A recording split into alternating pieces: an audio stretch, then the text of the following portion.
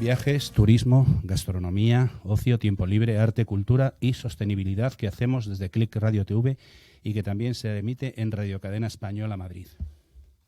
Os habla Fernando J. Aguas. Empezamos. Renfe Cercanías ha puesto en marcha un proyecto piloto en la estación de Nuevos Ministerios para mejorar la accesibilidad de sus trenes. Nuevos Ministerios cuenta ya con señalización en sus dos andenes para mejorar el acceso de personas con movilidad reducida, que consiste en indicar en qué zona se va a estacionar el coche de piso bajo. Se informa también a través de la megafonía de la estación y de los teleindicadores de la llegada de los trenes que son accesibles. La compañía pretende ampliar esta prueba piloto a las principales estaciones de Almería, Central de Madrid, de la Almendra Central de Madrid. Seguimos teniendo problemas técnicos, disculparnos. Por las que transitan el 45% de viajeros para mejorar así la accesibilidad a los trenes. Tras Atocha Cercanías, Nuevos Ministerios es una de las estaciones con mayor volumen de viajeros.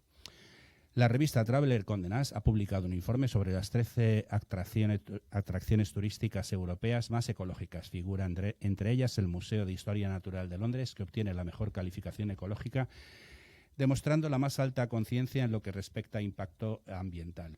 Ha ahorrado más de 15.000 toneladas de dióxido de carbono desde que empezó a funcionar su centro, reduciendo así el 5% de emisiones totales de gases de efecto invernadero. Le sigue la Torre Eiffel, esta conocida torre de 300 metros, que cuenta con 2 turbinas instaladas en el piso inferior que generan 10.000 kilovatios hora de electricidad por año. Dentro se han instalado luces LED y una matriz solar térmica que proporciona agua caliente. Disneyland París, con más de 150 millones de visitantes en sus parques repartidos por todo el mundo, se comprometió hace años a reducir sus emisiones en un 50% para el año 2020. Se han realizado inversiones en energía renovable y en 2019 Disney ya redujo con éxito sus emisiones netas en un 47% en comparación con 2012. Continúa la lista y entre ellas están los jardines de Tivoli en el Parque de Copenhague, el parque temático Torres Alton, el más grande y el segundo más visitado del Reino Unido tras Legoland, el propio Legoland, también está la National Gallery, el principal museo de arte londinense que lleva años tomando medidas para reducir el consumo de energía, la Torre de Londres, que es una fortaleza de las más famosas del mundo y ha implementado en los últimos años una estrategia de sostenibilidad, el British Museum, que es la atracción más visitada del Reino Unido, el London Eye, que pertenece también al grupo Merlin Entertainments, que es la noria más grande de Europa, y cierra la lista un monumento español, la Sagrada Familia, que es el monumento más visitado de Barcelona. Cada año recibe la visita de 7,5 millones de turistas. Presume de tener una arquitectura respetuosa con la naturaleza, al utilizar piezas desechadas obtenidas de fábricas colaboradoras. El coronavirus se ha llevado por delante al mítico restaurante Zalacaín, el primero en España en obtener las 3 estrellas Michelin en 1987. Zalacaín, referencia gastronómica y templo culinario en la transición, ha sucumbido a casi 50 años de historia ante la crisis económica provocada por el COVID. Cerró, como el resto de la hostelería, durante el estado de alarma e intentó sobrevivir con el servicio de comida a domicilio. Pero su propietario y el grupo empresarial La Finca no ha podido aguantar y ha decidido solicitar concurso de acreedores e ir directamente a la liquidación por, aseguran, ser insostenible económicamente. Un restaurante que nunca va a caer en el olvido y siempre formará parte de la historia gastronómica, aseguran los propietarios. Pero Zalacaín no ha sido el único damnificado. En San Sebastián ha echado definitivamente la persiana tras casi 15 años a Fuego Negro, un revolucionario de la cultura del pincho. En Sevilla, el clásico restaurante Becerra, en Logroño, la cocina de Ramón y la parrilla riojana, y en Madrid, los estrellas Michelin.mx y 99 Sushi KO. Un estudio de Lonely Planet, en el que se eligen los mejores pueblos de interior del país, ha considerado que el mejor es Potes, tras votación popular de visitantes de la web y encuestados por la revista. Potes ha sido el más votado, con un total de 48.000 votos, seguido de Briones y los mencionados Albarracín y Alquézar, que competían con Quintana Redonda, Campo de Criptana o Aranjuez de Madrid. El conseller balear de Modelo Económico, Turismo y Trabajo, Iago Negueruela, ha asegurado que el gobierno balear está trabajando en lograr el control de puertos, aeropuertos y la petición de PCR en origen para conseguir reabrir el turismo al comienzo de la temporada. Tras una reunión mantenida con el sector hotelero, ha avanzado que estudian en una comisión público-privada las medidas por las que se deben apostar para la reactivación del turismo de la próxima temporada. Ha destacado también que si la situación actual de la pandemia se prolonga, su gobierno seguirá pidiendo al gobierno central la extensión de los expedientes de regulación temporal de empleo, ERTE, todo el tiempo que sea necesario. Mientras tanto, el gobierno británico no espera peticiones y, según ha anunciado el ministro de Economía del Reino Unido, han prolongado hasta el final de marzo de 2021 la vigencia del programa de protección del empleo, por el que el Estado se hace cargo del 80% del pago del salario a los trabajadores afectados por las restricciones provocadas por la pandemia y cuya finalización estaba prevista para el próximo 2 de diciembre. Comienza el Congreso Internacional Tour for All de Accesibilidad de Destinos Turísticos Inteligentes. Un evento organizado por Predif y Turisme Comunitat Valenciana que se celebra online del 9 al 30 de noviembre, los lunes, miércoles y viernes en horario matinal. Se hablará de buenas prácticas en accesibilidad a través de 20 seminarios web de la mano de más de 80 profesionales del turismo accesible, procedentes de 14 países de Europa y América. Todavía es posible inscribirse de forma gratuita en la web www.congreso.tourforall.com. Se escribe www.tour4all.com. El concepto de destino turístico inteligente es un término reciente, pero se ha convertido en un puntal estratégico para marcar las diferencias en el sector competitivo como el turismo. Supone también una oportunidad para que los destinos que aspiran a esta calificación puedan crear lugares donde la tecnología, personas y entornos sumen y mantengan un equilibrio.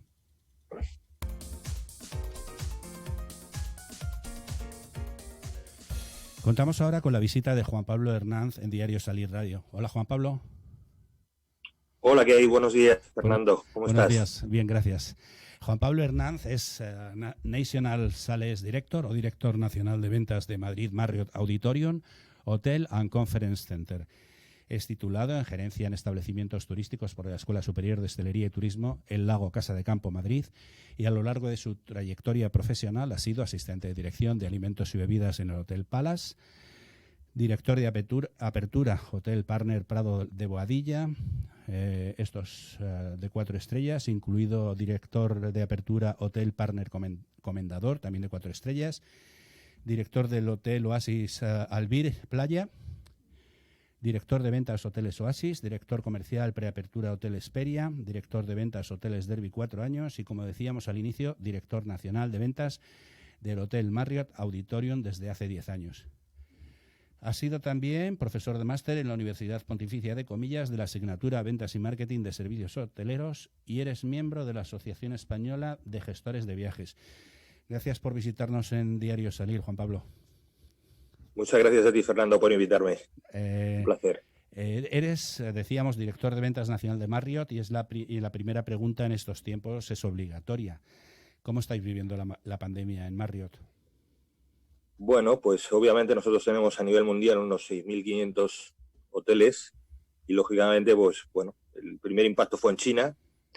Estuvo bastante complicado el tema en China, como todos sabemos, y bueno, pues progresivamente se fue extendiendo a todos los países en los cuales tenemos hoteles y obviamente pues ahora pues la ocupación es mínima, casi escasa, inexistente, sobre todo pues quizás en China más porque bueno, hay un mercado local muy amplio y lógicamente los mercados locales allí parece ser que ha desaparecido o mitigado bastante grado la pandemia, con lo cual bueno, pues los hoteles allí no están funcionando del todo mal, aunque no de manera normal.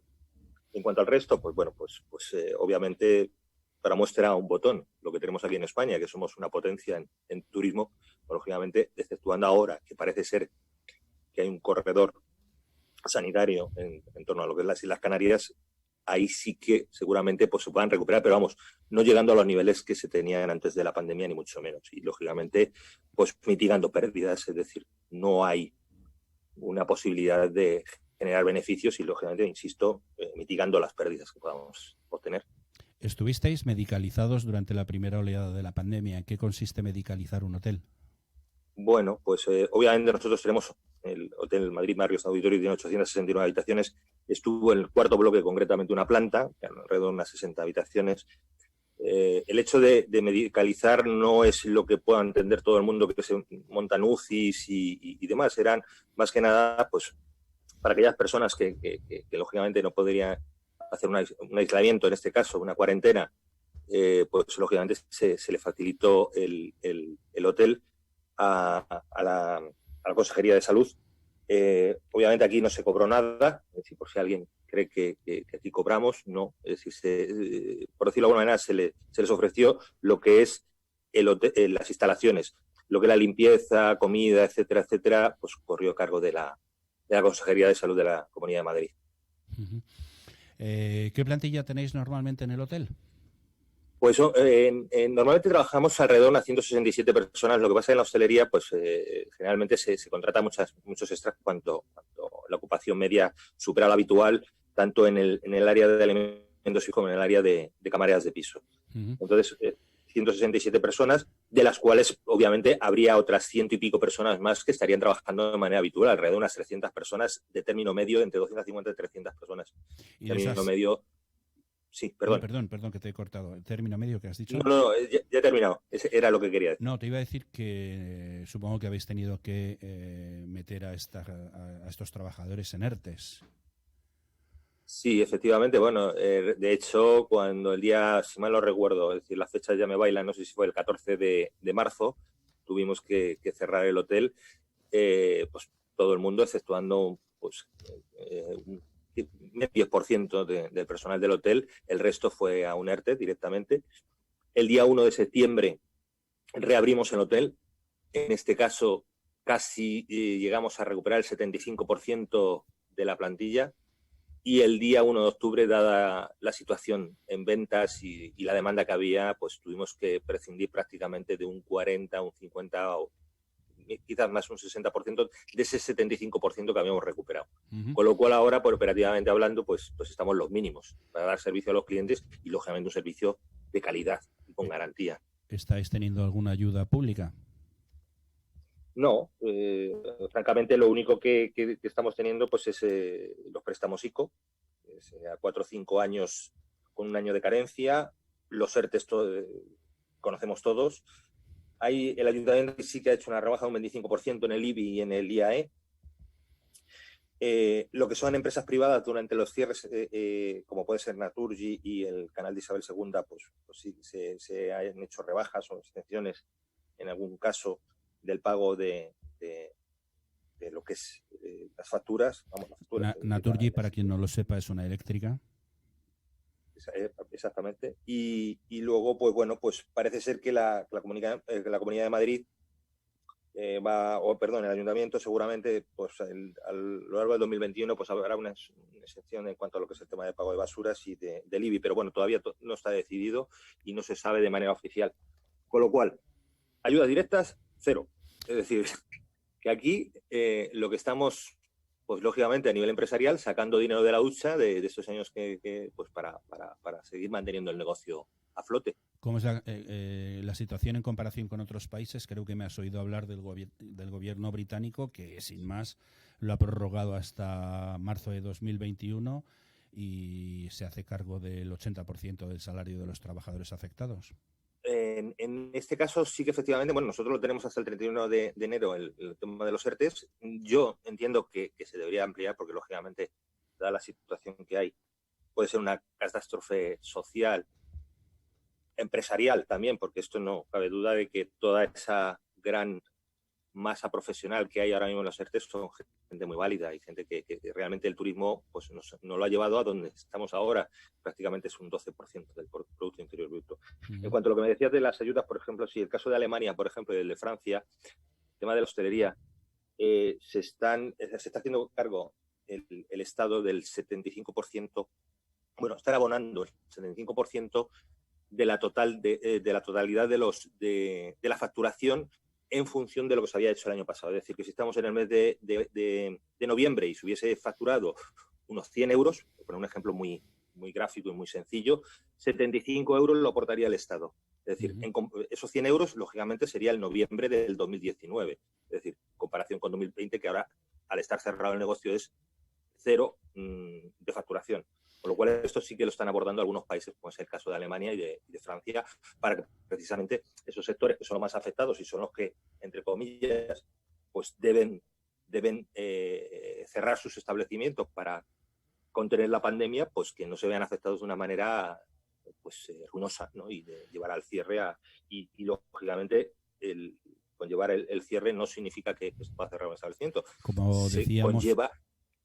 Sí, perdona. No, perdona que te corto. Te iba a decir que, como decíamos hace unos días, lo que están haciendo es una previsión a futuro. Si consigo que no se me hundan las empresas, lo que voy a hacer es después recibir ese dinero vía impuestos o vía lo que sea, ¿no? Correcto. Y además eso es lo que voy a iba tener que estar a refrendar pagando. Yo ahora. Sí, perdona, Fernando. Lo que iba a refrendar precisamente es ese dato, que obviamente si se te hunde una empresa, aparte de la masa profesional que se va al paro y que lógicamente todos los que sigamos trabajando tenemos que hacer frente. Ay, se nos ha cortado. ¿Podemos recuperarlo?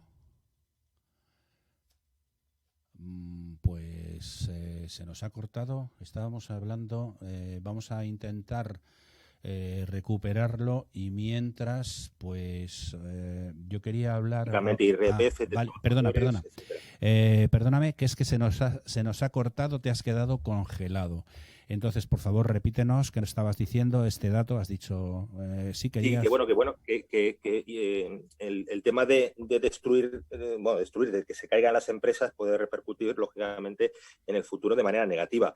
¿Por qué? Porque aparte de pagar todo ese paro para la gente que se quede sin trabajo, que saldrá de las arcas del Estado, hay una serie de impuestos que, lógicamente, no se volverán a pagar, porque si esas empresas desaparecen, ¿cómo puede ser? IVA. Ese es el primero, es decir, por consumo. Segundo, IRPF de esos trabajadores que ahora pasan al paro y entonces no aportan a las arcas del Estado. Y tercero, lógicamente, el IAE, el impuesto de sociedades, etcétera, etcétera. Es decir, que al final yo pienso que es mejor mantener la masa empresarial, las empresas en vivas, con el fin de que lógicamente, demos a medio o largo plazo vuelvan a generar riqueza.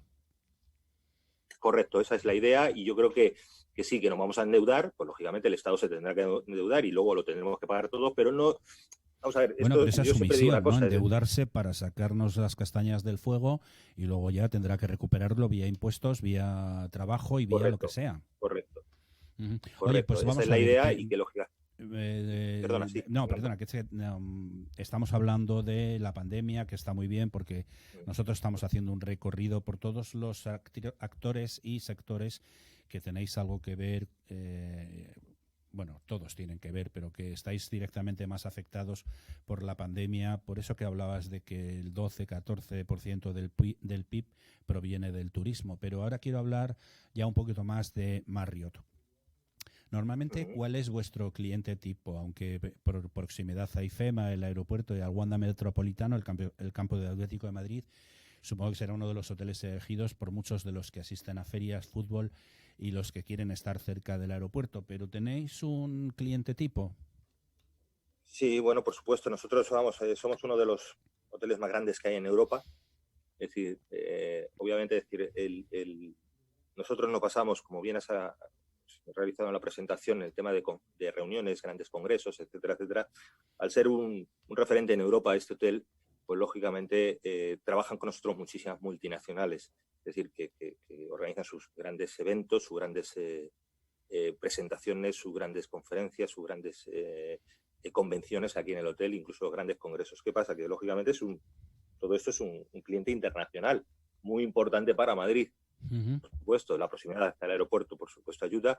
Y entonces esa es nuestra base de negocio. Lógicamente esa base de negocio ha desaparecido por la pandemia y bueno, pues estamos trabajando ahora con mercado local, un mercado local que yo creo que es pequeño, porque lógicamente estamos hablando de un país frente a un montón de países que nos aportaban cada uno de ellos, esos delegados que venían a esas grandes conferencias, con lo cual pues eso ha desaparecido.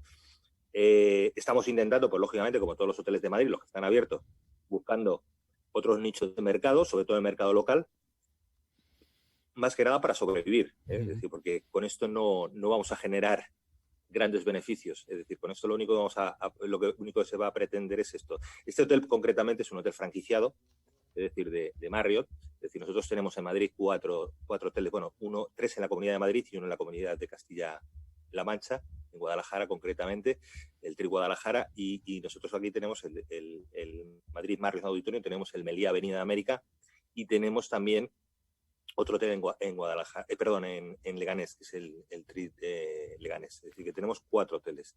Entonces, obviamente nosotros en este momento damos trabajo o hemos estado dando trabajo, porque lógicamente ahora hay mucho menos personal trabajando. De hecho, están abiertos los 4 hoteles y bueno, pues lógicamente estamos intentando hacer todo lo posible pues para mantener vivo estos 4 negocios y que en el futuro pues todas estas personas que están en el ERTE puedan volver a trabajar con nosotros y que bueno, pues podamos mantener a todas esas familias que están por ahí en esta situación. Sí, hablabas de reuniones, de hecho tenéis un auditorio de ahí vuestro nombre con capacidad para más de 2.000 personas, el Príncipe Felipe Congress Center.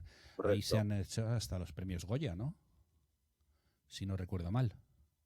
Tenemos, Fernando, ¿me oyes? Sí, yo te oigo. ¿Me oyes tú? Sí, perdón. Sí, correcto. ¿Me oyes? Vamos a ver, nosotros ahora mismo tenemos lo que es el Madrid Marriott Auditorium, que cuenta con 869 habitaciones, tenemos 56 salas de convenciones y concretamente la sala estrella es un auditorium con capacidad para 2.000 personas. Como decía anteriormente, pues prácticamente aquí los grandes eventos que se producen en Europa se producen en este hotel. Así que tenemos que estar orgullosos de que Madrid pueda aportar un gran hotel a Europa para que esos grandes eventos que antes, en la mayoría de los casos, tenían que utilizar multisede porque no disponían de un establecimiento como este, lo tengamos aquí en Madrid. Es decir, en Estados Unidos, lógicamente, este tipo de hoteles hay muchos en muchas ciudades, pero en Europa prácticamente no existe un complejo como este. Bueno, tarde o temprano se va a tener que solucionar esto y vamos a hablar de las ventajas que ofrece el viajero al viajero el Hotel Marriott. Creo que tenéis una restauración muy interesante con Calma, que hace cocina mediterránea, Geatrum y Atrium Bar, que hacen tapas, Champion Bar y Anterras, que hace cocina estadounidense, Buffet Madrid, cocina internacional, piscina, gimnasio, terraza de verano, cafetería, traslado y recogida al aeropuerto. Cuéntanos un poquito, más detenidamente. Sí. Bueno, el hotel en realidad es lo que podemos denominar un resort urbano. Es decir, esto es muy frecuente en Estados Unidos, puedo insistir, porque prácticamente puedes vivir en el hotel sin salir de él. Es decir, tenemos piscina, tenemos gimnasio, como bien apuntabas, tenemos todo tipo de gastronomía, desde pues, un restaurante muy formal, por decirlo de alguna manera, con comida mediterránea, que es el Calma. Tenemos también lo que es un restaurante o un bar, un after work, es muy informal, que es el Champions, donde, bueno, pues ahí, aparte de poder ver todas las competiciones que hay a nivel internacional, pues es muy parecido al modelo americano de Manhattan, del after work, ¿no? Es decir, puedes comer comida rápida, también puedes tomarte una copa o beber todo tipo de cervezas. Y luego tenemos otros 2 bares que pues, son muy abiertos. Uno está concretamente en el lobby del hotel. Y pues como apuntabas, pues bueno, se puede comer desde comida rápida, tapas y bueno, todo tipo de... Además hay una carta muy interesante en coctelería y también en infusiones. Y luego, bueno, tenemos el otro bar, que ese está en la zona de convenciones, que es el Atrium, que ese también da mucho apoyo, lógicamente, cuando tenemos grandes convenciones y demás, para no tener concentrado todo el mismo número de personas en los mismos bares. No hace falta Estamos hablando de que muchas veces... No, iba a decir, no hace falta... 2.500. Es que esto es una vez... te decía, no hace falta estar alojado en el hotel para poder asistir a los... O sea, para poder ir a los restaurantes, ¿no? Efectivamente, es decir, la gente, muchas veces yo siempre... bueno, pues he hecho un poco mi presentación. Yo me acuerdo que cuando estaba hace muchos años, cuando estaba en el Hotel Palace, mucha gente me preguntaba si se podía entrar al restaurante. El restaurante es un servicio que está dentro del hotel, lógicamente, pero bueno, cualquier tipo de cliente, igual que los bares de los hoteles, se puede asistir. De hecho, en España hay menos costumbre, pero por ejemplo, en el caso de Alemania, en el cual yo he vivido muchos años, allí es casi lugar obligado de reunión a nivel social, es decir, un hotel, es decir, bien para ir a tomarse un café con un amigo, bien para ir a cenar o a comer, e incluso en muchos de los casos hay hasta discoteca y bailes de salón, es decir, que es un sitio de reunión social, es decir, pues aquí en España, pues salvo excepciones, algún hotel por ahí que sí que lógicamente, sobre todo en provincias, no es considerado como tal. La gente muchas veces piensa que solo hay que estar alojado para utilizar los servicios del hotel, y no es así. Es decir, el servicio de restauración y de alimentos, lo que es en concreto alimentos y bebidas, incluso el gimnasio, hay gente que viene de fuera también paga una cuota y se puede disfrutar de él. Juan Pablo, ya sabes, la dictadura del tiempo en la radio, pero hay una cosa que me interesa, dos cosas que me interesan muchísimo. Una es que la accesibilidad y la sostenibilidad a nosotros nos interesa mucho, y la protección del medio ambiente también. ¿Es accesible el hotel para personas con discapacidad o con necesidades especiales, y tenéis una política de protección medioambiental? Las dos cosas, mira, para muestra un botón. Nosotros aquí, por ejemplo, colaboramos mucho con la ONCE, y ellos organizan todos los años su cena de almuerzo, mejor dicho, de Santa Lucía, y viene alrededor de 1000 y pico personas. Con eso yo creo que he contestado a la primera pregunta. Correcto. Es decir, y habitaciones preparadas, supongo que tenéis.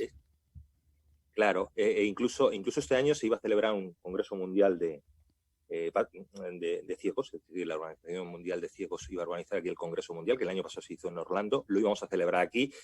Desgraciadamente, pues por el tema de la pandemia no lo pudimos celebrar, pero con eso también creo que también avalo esta primera pregunta que me has hecho, con estas dos conclusiones.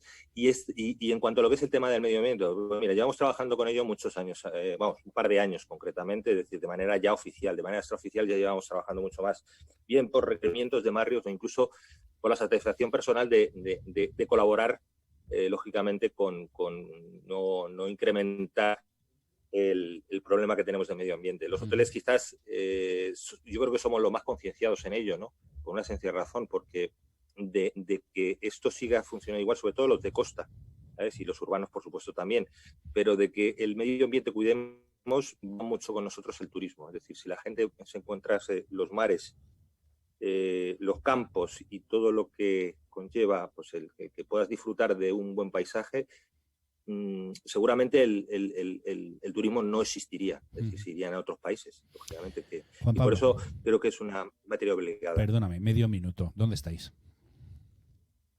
Bueno, estamos en lo que es la Avenida de Aragón, 400, estamos justamente pues en la A2, para ser más concreto, enfrente de las pistas del aeropuerto. Vale, ¿tenéis una página web que se pueda consultar para que la gente conozca más? Exactamente, marriottauditorium.com. De todas maneras, si meten en la página de marriott.com encontrarán todos los hoteles que tenemos a nivel mundial. Pues muchas gracias, Juan Pablo Hernández, por haber estado con nosotros en Diario Salir Radio y en Click Radio TV. Muchas gracias. Un placer, y ya sabes dónde me... Vale, tendremos que pasar un día por allá a tomar un café. Juan Pablo, National Sales Director o Director Nacional de Ventas de Madrid, Marriott Auditorium, Hotel y Conference Center. Muchísimas gracias.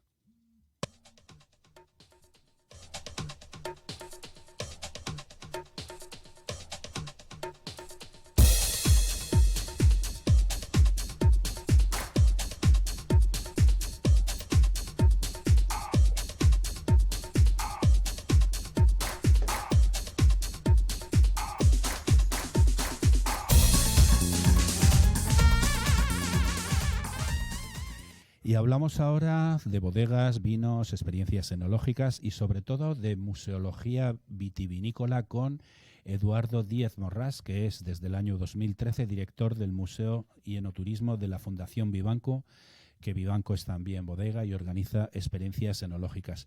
Hola Eduardo, bienvenido a Diario Salir Radio. Hola, muy buenos días. Eduardo Díez Morrás es licenciado en Geografía e Historia por la Universidad de Zaragoza, posgrado en Gestión Cultural,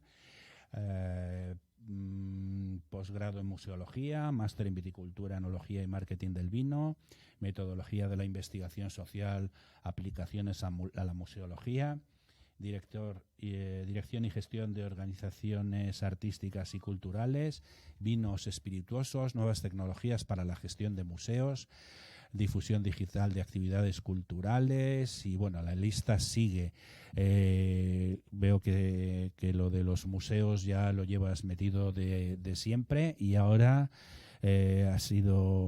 presidiste desde 2009 a 2013 la Asociación de Museos del Vino de España y ahora trabajas en Vivanco, Bodega, Fundación y Experiencias y donde has desempeñado diferentes funciones y desde el año 2013 eres director del Museo y Enoturismo de la Fundación Vivanco, que es también, como decíamos, bodega y organiza experiencias enológicas. Eduardo, como te decía, gracias por estar con nosotros.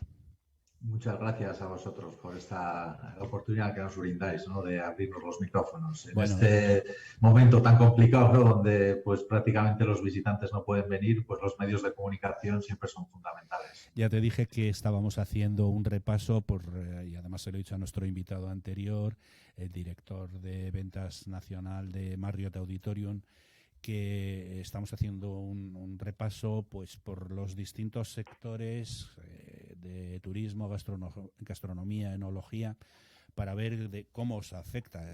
Está claro que os afecta mucho y muy fuerte a algunos, unos más que otros, pero queríamos pulsar con cada uno de vosotros cómo estáis. Y la primera pregunta, que ya me la has respondido prácticamente, es obligatoria. ¿Cómo estáis? ¿Cómo lo estáis pasando? Bueno, pues viviendo una situación muy complicada, ¿no? El turismo, como bien sabéis, pues es una de las actividades que más se ha visto afectado por toda esta pandemia, ya que pues una vez que se reduce la movilidad, pues difícilmente se puede llegar a los destinos. Y luego, pues claro, cuando estamos en un lugar como La Rioja, un lugar de interior con muy poquita población, porque bueno, La Rioja pues apenas somos 315.000 habitantes en toda la comunidad autónoma, desde el momento que además nos confinan la comunidad autónoma, es decir, no pueden llegar visitantes de fuera, que son un poco los que recibimos habitualmente. Incluso dentro de la propia comunidad autónoma, Logroño también está confinada, que es la mitad de la población, con lo cual pues son muy poquitos los visitantes potenciales que podemos recibir. Así que la situación es bastante complicada. Además, bueno, pues en estos momentos nos dirigimos hacia esos meses invernales que son siempre de menor actividad, con lo cual pues se ve la situación con muchísima incertidumbre. Bueno, además habéis perdido, por obligación, claro, todo lo que es el tema de vendimia, que, bueno, luego entraremos, pero vosotros hacéis diversas actividades. Supongo que una de ellas es acercar la vendimia a la gente, ¿no? Exactamente. Nuestra temporada alta, de hecho, pues es esos meses de septiembre y octubre, que es un poco donde se concentran las vendimias y donde más visitantes recibimos. Este año, pues con el tema de la pandemia, esa segunda ola que de alguna manera todos la esperábamos, pero no que llegara tan rápido, ¿no? Pues Ni tan potente, ha cortado, ¿no?, un poco ese mes de octubre y luego además, claro, pues esas actividades un poquito más especiales que hacemos aprovechando la vendimia, pues que exigen un poco más de contacto físico, pues este año las hemos tenido que suprimir, ya que, pues bueno, pues la pandemia manda y el tema sanitario, pues había que cortar esas actividades que requieren más contacto entre las personas. Lo tuyo es el museo y las experiencias, pero déjame que contemos brevemente qué vinos hace Vivanco, porque creo que tenéis criados, o sea, lo que son crianza, reserva, 2 vinos blancos jóvenes, una colección Vivanco y luego la joya de la corona, si no me equivoco, que es el Club Vivanco Reserva, ¿no? Bueno, sí, efectivamente, como bien comentas, aunque yo estoy más centrado en el tema del museo y el enoturismo, pero al final somos una bodega y por supuesto que el vino pues está muy presente, ¿no?, en todas nuestras actividades. Nosotros somos una bodega pues centrada fundamentalmente en los vinos tintos. Todos nuestros tintos son envejecidos, no hacemos tintos jóvenes. Nuestros vinos un poquito más conocidos, que tienen más rotación, son el crianza y el reserva.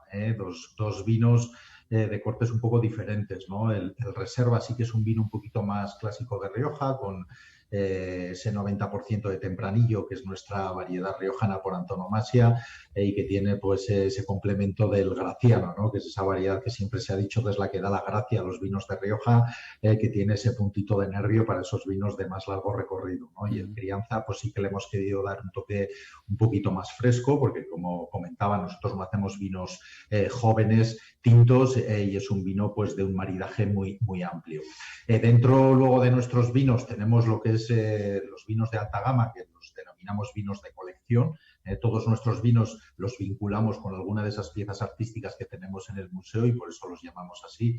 Y ahí tenemos varias joyas, porque además de un vino de cupaje, o dos vinos de cupaje, mejor dicho, el 4 varietales tinto y el 4 varietales blanco, tenemos 4 vinos monovarietales. Y hay un poco, pues, Rafael Vivanco, nuestro enólogo, saca lo mejor de esas variedades minoritarias de Rioja. Hoy en día, pues el tempranillo ocupa más del 80% de toda la uva de Rioja, y dentro de esos vinos de colección hacemos monovarietales de Mazuelo, de Maturana Tinta, de Graciano, de Garnacha. Hay que tener en cuenta que variedades como el Mazuelo o la Maturana Tinta, pues hay muy poquitas hectáreas dentro de la denominación de origen, y por eso no es fácil encontrar estos vinos elaborados como monovarietal. Y dentro de estos vinos de colección también tenemos uno muy especial, que es un vino dulce de invierno. Por él te iba a preguntar, porque me ha llamado mucho la atención.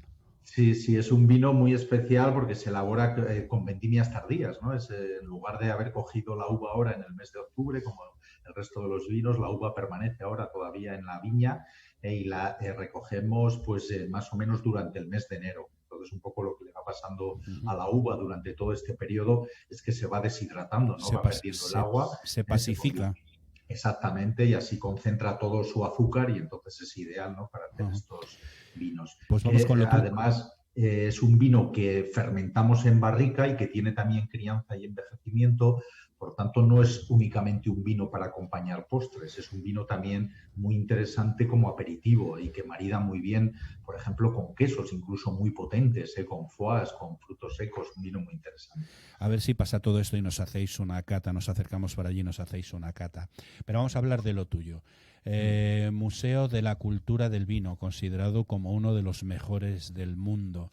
¿Qué tiene ese museo para ser considerado uno de los mejores del mundo? Bueno, pues tiene una colección realmente única, ¿no? Lo que es la exposición permanente son 4.000 metros cuadrados, aunque ahí no está el conjunto de las colecciones, ya que, bueno, pues esa labor de coleccionismo de la familia Vivanco durante ya casi 50 años, pues ha hecho una colección enorme, con un elemento unificador que es siempre la cultura del vino. Todas las piezas que se pueden ver en ese museo, todas están vinculadas a la cultura del vino, y también con una visión que es un poco lo que le ha dado ese gancho al museo y lo que lo ha convertido pues en una referencia mundial, que es que el origen de las piezas es muy diverso. Nosotros nunca quisimos hacer un museo del vino centrado en algo muy local, ¿no? Hablar solo del vino de La Rioja. El origen de las colecciones es muy diverso y prácticamente pues todas las regiones del mundo están representadas. Realmente en ese museo podríamos hablar de una suma de colecciones, porque tenemos pues partes muy diferenciadas, ¿no? Por un lado estaría todo lo que es la colección etnográfica, es decir, donde reunimos lo que es la maquinaria y las herramientas ligadas tanto al cultivo de la vid como la elaboración del vino, que es más o menos lo que ocupa las 3 primeras salas del museo. Y luego, pues por otro lado, tenemos la joya un poco de la corona, que son todas las piezas artísticas, arqueológicas que ha reunido la familia Vivanco, piezas que se remontan algunas de ellas hace más de 5.000 años, como una jarra decantadora de la cultura del Yorkán, que es la pieza más antigua que conservamos en el museo, para llegar a obras de artistas contemporáneos, como Picasso, Sorolla, Miró, Andy Warhol, artistas que en algún momento de sus carreras, pues en alguna de sus obras han representado a la vid o al vino, ¿no? Porque es un elemento realmente muy universal y que está muy presente en la historia de la humanidad y por tanto también en la historia del arte. La Fundación no es solo museo, también tenéis un centro de documentación. ¿En qué consiste? El centro de documentación, además, es una parte que es algo menos conocido, que suele pasar más desapercibido, porque claro, el público que viene a visitarnos no lo ve, y realmente es una joya que se puede además consultar a través de nuestra página web, porque la familia Vivanco no solo colecciona objetos relacionados con el mundo del vino para su museo, sino también libros, sellos, monedas, material de documentación vinculado al mundo del vino, y ahí pues tenemos obras desde el siglo XV hasta la actualidad relacionados con el mundo del vino desde todos los puntos de vista, ¿no? Desde el punto de vista de la elaboración, de la viticultura, de la enología, pero también desde el punto de vista cultural y, por supuesto, del gastronómico. El vino no podemos olvidar que es un alimento que está totalmente ligado al mundo de la gastronomía y, por tanto, dentro de esos más de 8.000 referencias que tenemos en el centro de documentación, también tenemos mucha documentación relacionada con la gastronomía.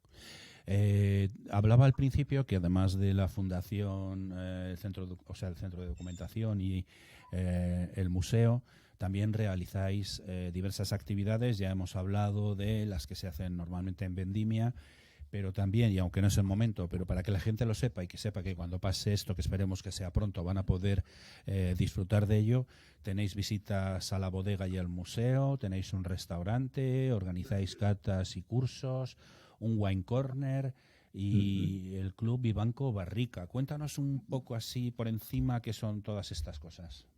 Bueno, bien, como bien comentas, no solo está el museo, ¿no? Nosotros somos una bodega, ¿no? Y nuestras instalaciones, pues lo bueno que tenemos es que estamos rodeados de nuestro viñedo, que tenemos la bodega y que tenemos el museo, con lo cual nos permite hacer actividades muy diversas. La viña es un lugar que nos encanta enseñar, ese contacto con la materia prima, con la parte más importante de un poco de todo el proceso de elaboración de un vino, y por eso pues en todas nuestras visitas a la bodega siempre empiezan en el viñedo, ¿no? Y para explicar, como decía, esa importancia que tiene la materia prima.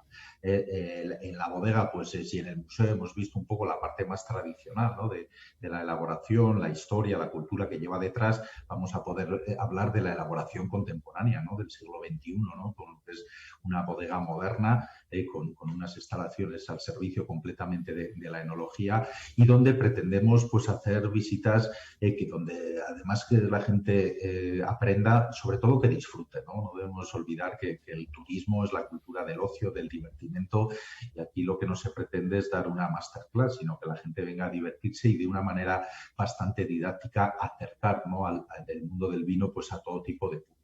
Porque luego ese público que quiere un poco un conocimiento superior también va a tener distintas opciones, ¿no? Como son, por ejemplo, los cursos de cata. Es cierto que el que más nos suelen demandar es el curso de iniciación, un curso que hacemos todos los fines de semana del año, pero que a demanda se puede hacer cualquier día con reserva previa, y donde se explican un poco los fundamentos de la cata para perder un poco el miedo, ¿no? a todo este mundo de la percepción sensorial de los vinos, que a veces lo hemos hecho un poco excesivamente complejo y en realidad pues no lo es tanto, ¿no?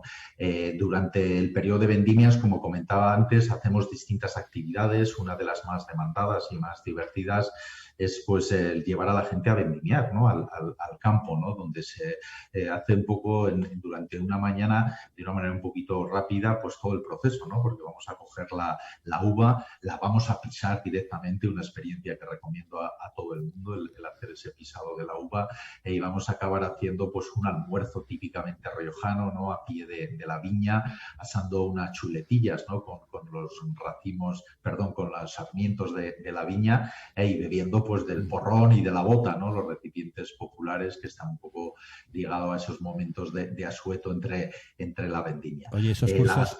No, perdona, sí, perdona, te he cortado. Iba a decir, esos cursos de cata que hacéis, supongo que los hacéis sin intentar estar pues, a un altísimo nivel. Me explico. Yo una vez fui a un sitio donde había un señor que quería presumir, lo digo así, de que sabía mucho de vino, y entonces empezaba a decir, porque bueno, no sé si os dais cuenta de que esto recuerda a cueros viejos, y yo claro, me imaginaba levantándome por las mañanas y chupando un cuero para que no se me olvidara cómo sabía el cuero viejo, ¿no? Supongo que utilizáis una terminología accesible, que la gente lo entienda, les iniciáis en los frutales, en ese tipo de cosas, ¿no? Exactamente, y eso es fundamental, ¿eh? Porque de alguna manera yo creo que en el mundo del vino hemos cometido el error de querer llevar la cata profesional directamente a todo el público y eso realmente es un error que hace que muchas veces la gente tome excesiva distancia, ¿no?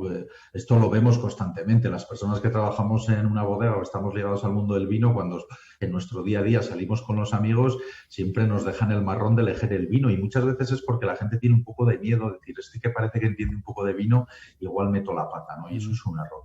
Y si hablamos de cosas técnicas, lo importante es explicarlas, porque como bien dices, si a ti te hablan del cuero en un vino y no sabes qué hay detrás de eso, pues te lleva un poco a un universo de rechazo, ¿no?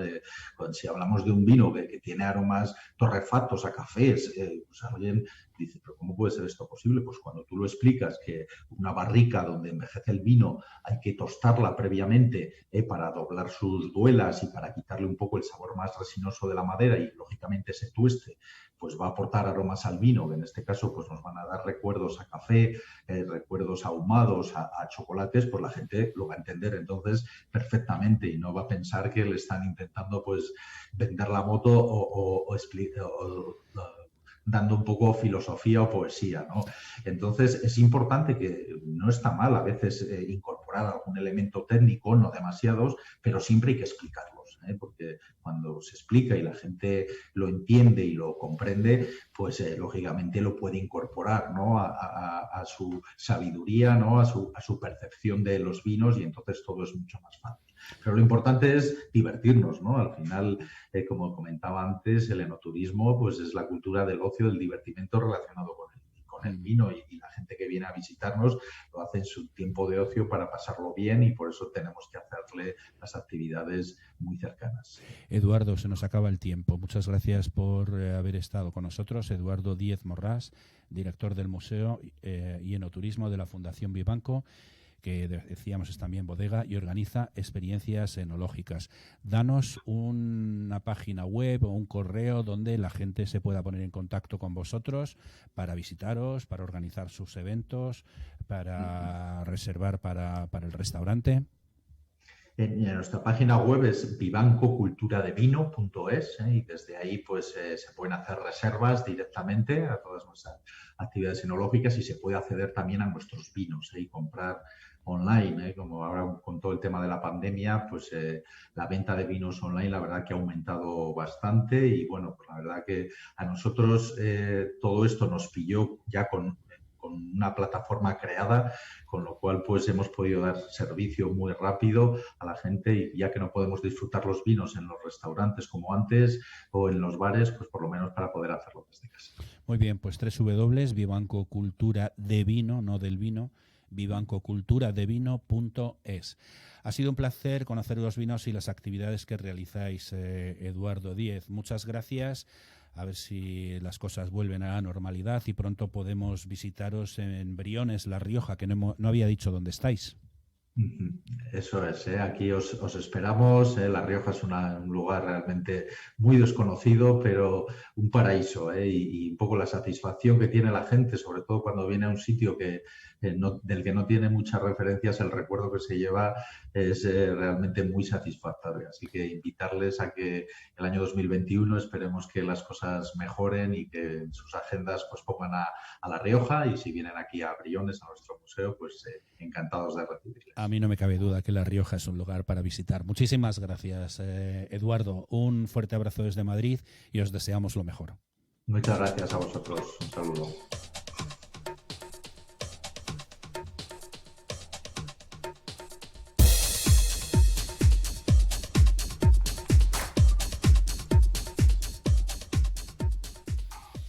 Y ahora hablamos con otro Eduardo, nuestro colaborador, Eduardo Gil Delgado, como me gusta decir, ya lo sabéis, nuestro profe universitario de guardia y experto en medio ambiente y legislación medioambiental, que nos trae su sección La verdad sobre el medio ambiente. Hola, Eduardo. Hola, pasamos de mi tocayo a nuestra sección ambiental. Buenos días a todos. La semana pasada no, porque no pudimos meterte en el programa. Te pido disculpas delante de todo el mundo, pero se nos echó el tiempo encima. Íbamos a hablar de la oportunidad que supone esto de la pandemia para nuevos modelos de ciudad más amistosos con las personas. Eso es. Pues cuéntanos. Bueno, buenos días a todos. Fernando, gracias, como siempre, por darme voz y poder ayudar a nuestros oyentes con ideas, con recursos, con proyectos y sobre todo con buenas prácticas que se están haciendo en muchos sitios que nos pueden ayudar en nuestro día a día, ¿no? Que al final es la clave del programa de radio, ¿no? A ayudar y incluso ser como servicio público, ¿no? Y bueno, pues pasamos de un sitio tan bonito como Vivanco, que además recomiendo ir porque es una bodega que conozco y conozco los vinos y la verdad es que es una auténtica maravilla. Y así que, Fernando, cuando vayas cuenta conmigo, cuando vayas a Vivanco, no me dejes, ¿vale? No, te llevaré de la mano. Además, yo sé que a ti te gusta mucho todo esto del campo, el medio ambiente, la sostenibilidad, así que no te preocupes que si vamos, irás con nosotros o irás conmigo. Eso está hecho. Pues bueno, pues entonces a nuestros oyentes hoy, como bien ha dicho en la introducción, estamos viendo que la pandemia nos da, hay un concepto muy interesante que me gusta, que lo explico en las clases, que es crisis igual a oportunidad, ¿no? Yo creo que esa sería la clave de todo lo que está ocurriendo, ¿no? Hombre, nos podemos encerrar en casa y nos podemos deprimir, pero a pesar de las recomendaciones de que no hay que salir, efectivamente hay que intentar limitar la vida social, tenemos que tener claro que hay que ver las oportunidades que nos da la crisis, ¿no? Para replantearnos, para hablar con nosotros mismos, para dedicar tiempo a cosas que no teníamos. Y dentro de todo este tiempo, de las oportunidades que nos da la crisis, una de las más importantes es cómo hacemos un modelo de ciudad que nos permita ser resilientes luchando contra la pandemia, contra el virus, y al mismo tiempo que permita que los ciudadanos tengan una mejor calidad de vida, ¿no? Y entonces hay un concepto, me gusta hoy introducirlo y nos dará para otros programas, pero hoy lo dejo introducir, que sobre todo para que los oyentes vayan cogiendo ideas, ¿no? Que es lo que siempre hablamos, ¿no? Que es la ciudad de los 15 minutos. Esto está ahora mismo, como dirían los niños jóvenes, lo está petando en Europa. En Europa, España ya sabemos que para algunas cosas somos europeos, pero a otras no mucho, ¿no? Pues apúntanos que es una ciudad de 15 minutos. ¿Es que, perdona? No, que nos apuntes eso, que es una ciudad de 15 minutos. ¿Me has dicho pues eso? Muy bien, has dicho eso, ahí, 15 minutos, ¿no? A eso voy. Pues mira, la filosofía y el mejor ejemplo lo tenemos, digamos que esto es referente a tu pregunta, voy a ponerlo con un ejemplo práctico. No empezar con ciudades pequeñas. A la gente piensa que muchas veces lo que hablamos en esta sección son utopías o son temas, pues que no son realizables, ¿no? Todo lo contrario.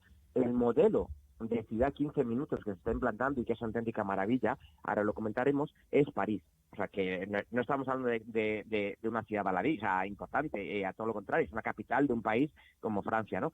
¿Y en qué consiste, como bien has preguntado? Bueno, pues consiste en que todas las gestiones que intentemos hacer de compra local, de acceso a la salud, al centro, al consultorio, a las escuelas, a lo que es la compra de proximidad, esté en un radio 15 minutos andando o en transporte público. Entonces, esa sería la clave, de que tengamos una ciudad para el ciudadano, que no tengamos que hacer como ese modelo antiecológico que nos quieren vender las películas de Hollywood, de coger el coche para ir al mall, al centro comercial, ¿no? A las afueras, ¿no? Eso ya ha pasado. O sea, es que tenemos que darnos cuenta de que el virus nos ha cambiado tanto que esa idea que teníamos hace poco de, bueno, vamos a ir al centro comercial y es que haya que coger el coche y ir a las afueras de una gran ciudad, la que sea, tenemos oyentes de toda España y todo el continente, eso ya pasó en la historia. Tenemos que intentar volver al comercio de barrio, al comercio de proximidad, a la compra de temporada. Entonces, este concepto de la ciudad de los 15 minutos refleja ese concepto, pero no solamente hacer la compra, sino también servicios básicos, como he apuntado antes, ¿no? Salud, educación y así como otros servicios sociales que nos dé las administraciones públicas. Y por ahí van los tiros, ¿no? Entonces, París ahora mismo, la verdad es que es una auténtica maravilla cómo está implementando este concepto, ¿no? Y está creando las infraestructuras necesarias. Claro, no podemos, si no tenemos un buen carril bici, si no tenemos unas zonas peatonales, si no tenemos centro de salud que tenemos colapsados y no podemos ir, como ocurre en Madrid con la atención primaria, ¿no? Un auténtico caos, ¿no? Que está suponiendo, digamos, un grave perjuicio para toda la población. ¿Crees entonces que volveremos al cine de barrio y a la tienda de barrio? No solo creo, sino lo deseo y espero que sea una realidad, porque ahora mismo acaba de decir el gobierno central que han dado 10 millones para ayudar a los cines, ¿no? Que es nuestro gran aliado, ¿no? Para desconectar, ¿no? Es como como sabes que también soy escritor y lo hemos hablado muchas veces, cuando lees una novela te evades, ¿no? O sea, cuando lees un ensayo, un libro, estás en ese momento no estás en tu casa, estás dentro de la novela, ¿no? Y ahora que tenemos más tiempo, pues igual ocurre con el cine de barrio, ¿no? Hay que volver, por supuesto, al cine de barrio. Tampoco hay que coger el coche para ir a ese gran cine que está a las afueras, ¿no? Y hay ejemplos en embajadores, en zonas de Madrid, que están recuperando emprendedores, grandes locales y volviendo a ese cine, ¿no? Por lo tanto, la cultura nos tiene que acompañar. Estamos hablando de que no podemos dejar a la cultura de lado. Es una típica barbaridad. ¿Cómo podemos dejar a la cultura de lado y solo por temas ideológicos nos refugiamos en cosas como la tauromaquia, ¿no? Es decir, bueno, está muy bien, pero bueno, hay que volver a la cultura, a la literatura, al cine, hay que volver, ¿no? Entonces, eso creo que nos va a ayudar a salir, ¿no? Eduardo. A leer, hoy con la... Sí, ya no, sé que digo, estamos, me vas a odiar, pero es que resulta sí. que hoy hemos empezado un poquito más tarde porque hemos tenido un pequeño problemilla técnico. No te preocupes. Y llega el programa siguiente y me van a echar a los perros, unos y otros. No Entonces, la semana que viene hablamos, ya hemos apuntado lo de las ciudades de los 15 minutos, que me encanta el concepto. Me gustaría que lo ampliaras la semana que viene. Y nada, Eduardo, muchas gracias por estar con nosotros siempre. Profesor universitario especializado en medio ambiente y abogado especializado también en este área. Muy interesante lo que nos cuentas siempre en La Verdad sobre el medio ambiente. Un abrazo, Eduardo.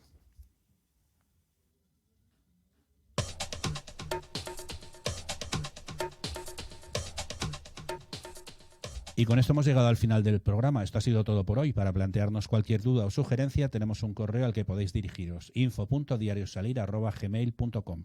Esto es Diario Salir Radio, un programa patrocinado por Pedro Luis Requenar para Click Radio TV, que se emite también en radiocadenamadrid.es, y hoy nos han acompañado Juan Pablo Hernández, Nacional Sales Director o Director Nacional de Ventas de Madrid Marriott Auditorium Hotel and Conference Center, Eduardo Díez Morrás, director del Museo y Enoturismo de la Fundación Vivanco, y como cada semana nuestro profe medioambiental de cabecera, Eduardo Gil Delgado, con su sección La Verdad sobre el medio ambiente. Muchas gracias por haber compartido con nosotros esta hora de radio y nos vemos por streaming, mismo día, mismo sitio, misma hora. Saludos cordiales.